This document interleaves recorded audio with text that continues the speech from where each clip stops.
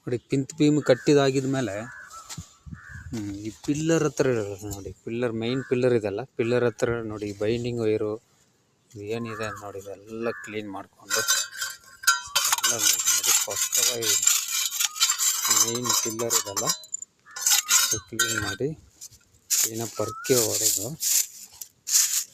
ನೋಡಿ ಈ ಥರ ಬೈಂಡಿಂಗ್ ಎಲ್ಲ ತೆಗಿಬೇಕು.